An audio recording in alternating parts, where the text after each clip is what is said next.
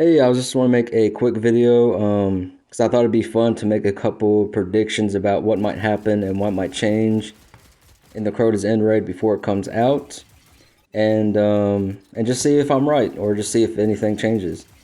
Another thing I'm also want to talk about is the armor and just kind of a minor issue I have with it that I've also seen some other people talk about. Without further ado, though, let's go ahead and get started.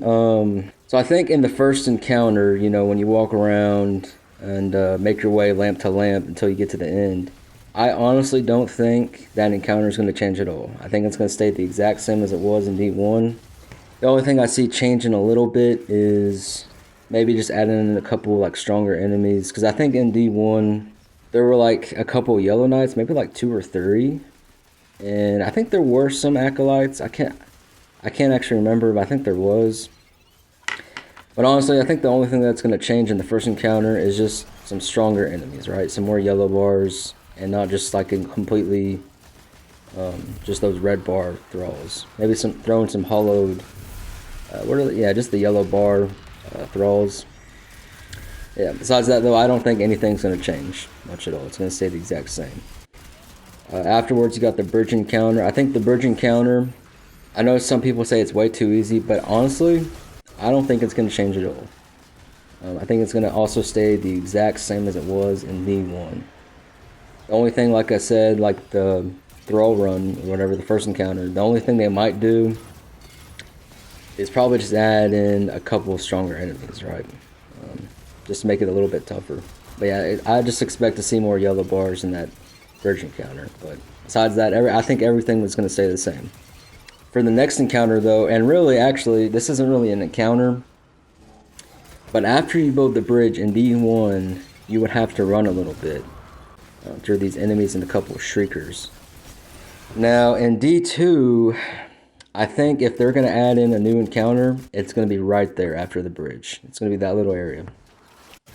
And if you actually look in the trailer too, they don't show that area right after the bridge. They don't show the Guardians running or nothing. They completely skip it, which is kind of weird because it was like an exciting thing to do, because afterwards there was a secret chest and all that, so it was kind of exciting, and it is short, so it's kind of weird that they didn't show that any, right? So I think I expect for there to be something new after the bridge, because they didn't show it in that trailer. Because it's just weird, it's short. They could have just shown like 4 seconds of them running, because their trailer is linear. It shows like the first encounter, and then it goes to the bridge, etc. So I think expect something new after the bridge. If not though, it won't be disappointing, but it's whatever. If nothing changes, I just expect more enemies and just stronger enemies. As for the next encounter, Ur-Ute, I believe, definitely got changed. She definitely did. Something happened to her encounter and how she works. Because if you look in the trailer, she's actually standing where Crota will be. And she did not do that in D1. I'm pretty sure in D1 she just stayed in that little chamber of hers, and you had to fight your way into her chamber. Basically then kill her, where that like green crystal is. But in the D2 trailer, she's where Crota's standing. So something changed. I don't know what's going to happen in there, but her boss, she got changed, definitely. I don't know what she'll have, but yeah, it's going to be something. Next encounter, final boss, Crota.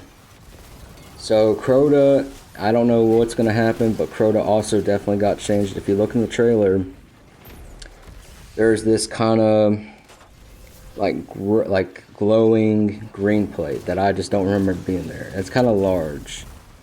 It's been a while since I've been in D1 Crota, but I do not remember that at all.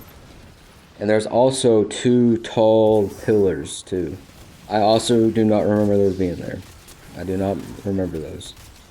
So it's a bit interesting what might happen. And also, I don't have it pulled up, but I'm pretty sure I saw a Guardian attacking Crota, and also the Sword Bearer coming up and just now like slamming Crota, I think.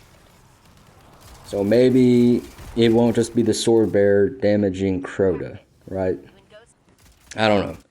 But I think everybody's, you know, I don't think it'll just be the sword bearer doing damage, if you know what I mean. Because back in D1, you know, the guys would make Crota kneel, and then the sword bearer would come up and actually do damage. But this time, I think it's going to be different for sure. He's definitely going to have something new going on. But yeah, that's just kind of my guess. I know those aren't really predictions, like, in depth, like what might happen, what you might have to do. But I think there are going to be some changes, and some things aren't going to change. But moving on, though, just going to talk about the armor real quick and some minor issue I have with it. And some other people I've seen, too. I've talked about it with a few people online. So they're just bringing back the Age of Triumph armor. And there's kind of nothing wrong with that. It's a very cool looking set for all characters. But what they could have done is bring back the Age of Triumph armor and the normal mode armor. Like just the, you know, the regular ones. And they could have put the regular armor set in the normal mode and put the Age of Triumph set in Master mode. Because, you know, those glows, I mean, they're cool, but it's going to look really crazy. Like, and, you know, some raid armor is already hard enough to match with. So now you got those glows, too. But I think that's just a really big missed opportunity made by Bungie. I think, you know, I think they kind of dropped the ball with that. They should have brought back both sets. And, you know, it would have been more incentive, too. It's like, hey, it's like this Age of Triumph armor, you know, it's glowy, it's all cool looking. It's in Master mode, so we got to go play that. You know, it was kind of like a flex. It would be kind of like a flex, you know. It's like, hey, we did Master. Like, you would know they did Master mode if they had that Crota armor. But, yeah, it was just kind of, and I've seen some other people complain about that. You know, they should have brought back both sets. And, you know, I think the glowing set is fine. But what I'm really hoping for is that the glows are toggleable.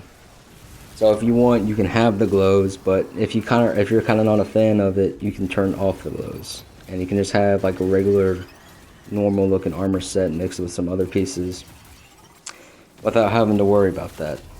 It looks more uniform, I guess. Just matches with other stuff easier. But yeah, that's what I'm kind of hoping. I don't think that's going to happen, but I'm really hoping that they make it toggleable. Because, you know, the glows are cool, but sometimes it's just a little too much. But yeah, that's about it. I was just want to talk about that a little. I just thought it'd be fun to make, especially the predictions. And yeah, it's Wednesday right now, so a couple more days. I think it's going to be on Friday. Let's see what happens.